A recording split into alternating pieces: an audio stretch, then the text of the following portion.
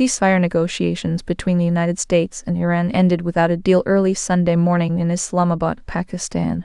The talks, which aimed to resolve issues from their recent 40-day war, did not yield an agreement despite lasting over 21 hours. Vice President J.D. Vance led the U.S. delegation, while Iranian Parliament Speaker Mohammad Bagher Khalibaf represented Iran. Both sides blamed each other for the lack of progress, with no indication yet on whether further talks will be scheduled before the current ceasefire expires on April 22. President Donald Trump warned that if a compromise is not reached soon, the U.S. Navy would blockade the Strait of Hormuz.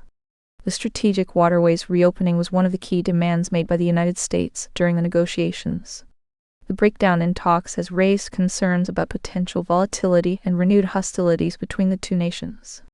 With each side remaining firm on their positions, experts suggest a period of pressure tactics before any compromise can be reached, if at all. President Donald Trump announced Sunday that the U.S. Navy would immediately begin a blockade of ships entering or leaving the Strait of Hormuz following failed ceasefire talks with Iran. The decision aims to control shipping through this strategic waterway, which handles 20% of global oil shipments before conflict escalated.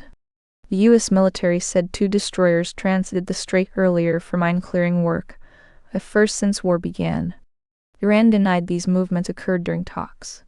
Both sides expressed readiness for further dialogue, but also indicated potential military responses if necessary. Iran's Revolutionary Guard warned against any military vessels attempting passage through the strait, claiming full control over it despite ongoing tensions. The blockade could escalate geopolitical tensions and disrupt global energy markets, with significant implications for international trade and economic stability.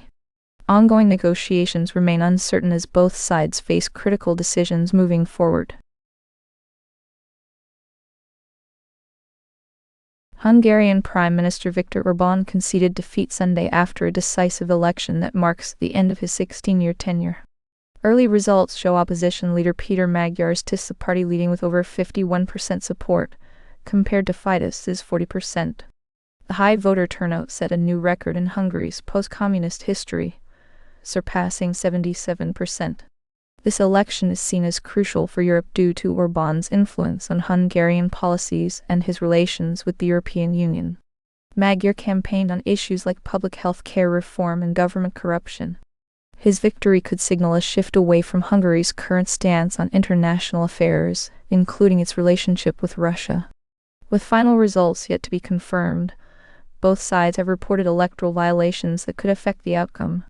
The election's implications extend beyond Hungary, potentially reshaping Europe's political landscape. China has announced a resumption of some ties with Taiwan, including direct flights and imports of aquaculture products. The decision follows a visit by Cheng Lai-wan, the head of the Kuomingtang party in Taiwan, to Beijing. The Chinese government stated it will explore establishing a communication mechanism between its Communist Party and Taiwan's Kuomingtang party. Meanwhile, also facilitating the import of Taiwanese aquaculture goods previously banned due to tensions. Taiwan's Mainland Affairs Council criticized these moves as political transactions that bypass official channels. The council emphasized the need for governmental negotiation on equal terms to ensure agreements protect national interests and public welfare. Since pro-independence President Tsai Ing-wen was elected in 2016, relations between China and Taiwan have been strained. This leads to a halt in most formal dialogue. Meanwhile, some economic ties are being restored now. The Taiwanese government stresses that such interactions should be negotiated through official channels rather than party-to-party exchanges. The resumption of direct flights and imports remains uncertain without explicit approval from the Taiwanese government. The announcement raises questions about future diplomatic relations between China and Taiwan amidst ongoing tensions. NASA's recent Artemis Roman 2 mission has successfully concluded, marking a historic return to lunar exploration after decades. The successful flyby of the moon sets the stage for the upcoming Artemis II mission, scheduled for next year. For Artemis II, NASA will focus on testing docking procedures with potential lunar landers in Earth's orbit. Two astronauts are set to practice these maneuvers and aim for the south polar region of the Moon as part of risk reduction efforts ahead of full-scale lunar landing missions. SpaceX and Blue Origin are competing to develop lunar landers for future Artemis missions. This includes the targeted 2028 landing mission, known as Artemis Roman 4. Both companies are racing to have their respective landers, Starship and Blue Moon, ready for the crucial docking trials at Florida's Kennedy Space Center. NASA is expected to announce the official crew for Artemis II soon. This marks another significant step in the ongoing lunar exploration program that aims to build a sustainable presence on the Moon. Russia and Ukraine exchanged accusations over violations of a ceasefire declared by Russian President Vladimir Putin during the Orthodox Easter holiday. Ukrainian forces reported 2,299 alleged breaches by Russian troops. Meanwhile, Russia documented 1,971 violations committed by Ukrainian forces. The ceasefire was meant to reduce hostilities during the significant religious observance. However, both sides have continued to report numerous incidents of shelling and drone strikes throughout the Easter weekend.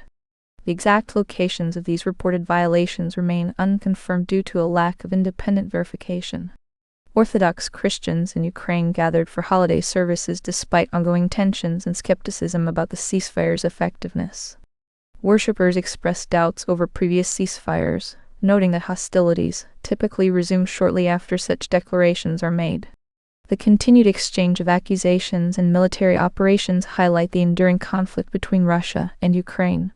As both sides prepare for what is likely to be another day of tense negotiations and potential retaliation, the immediate significance lies in assessing whether this ceasefire will hold as a step towards broader peace or simply continue the pattern of failed truces.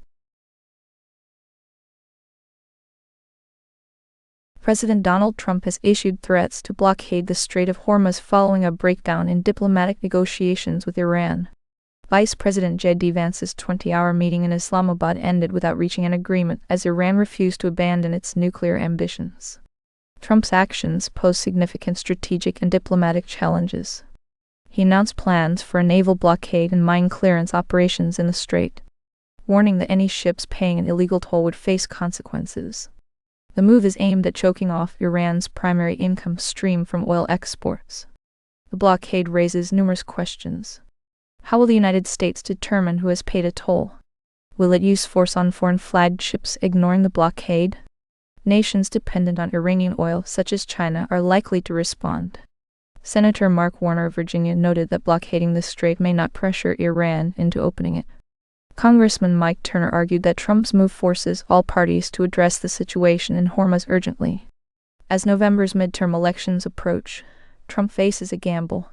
His Republican Party could suffer at the polls if the strategy backfires and fails to achieve United States objectives in stabilizing oil prices and securing greater freedoms for Iranians.